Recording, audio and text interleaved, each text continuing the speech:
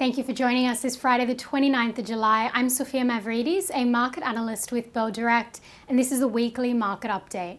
Well, most companies will be reporting either their half-year or full-year earnings results this August.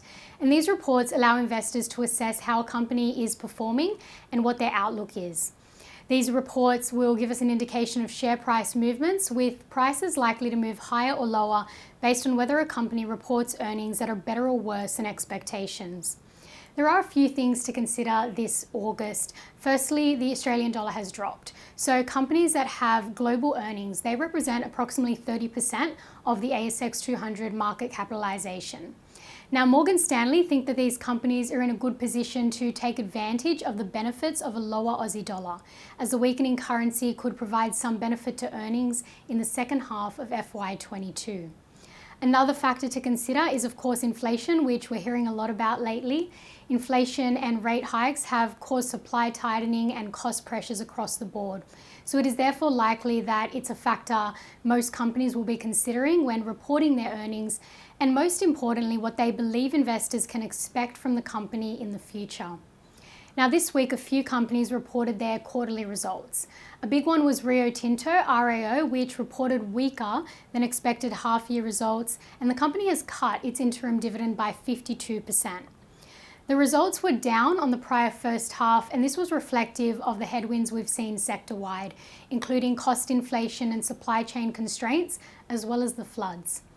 However, Rio's cash position did come in stronger than most analysts expected because capital expenditure was lower in the half than forecasts. Now, looking at the market's performance this week, Monday to Thursday, our market is up 1.45%. We've seen materials gain the most, up 4%, followed by energy and financials. But on the other hand, utilities and tech shares are trading lower. Although the tech sector is lower, buy now pay later company Zip has gained a massive 73% week to date. So currently at $1.52, the stock has almost tripled its value since hitting a record low of 44 cents at the end of last month. It follows strong trading on the Nasdaq, and BNPL stocks have performed very well this week. The rally in buy now pay later also lifted Sezzle, SZL, 240% higher on the All Ords this week. So on Wednesday, the company jumped 95% before being placed into a trading halt, and the market is now awaiting a further announcement from Sezzle.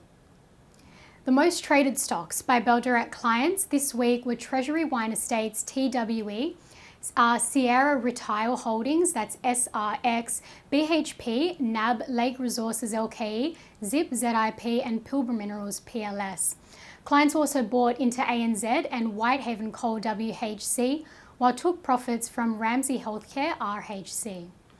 And the most traded ETFs this week were the BetaShares Nasdaq 100 ETF, NDQ, the BetaShares Geared Australian Equity Hedge Fund, GEAR, and the BetaShares Australian Strong Bear Hedge Fund, BBOZ. And to end on some economic data to look out for next week. It is the first Tuesday of August next week, so that means the RBA will be meeting again, and investors will be waiting for the central bank's interest rate decision. It is expected to rise again from 1.35% to 1.85%.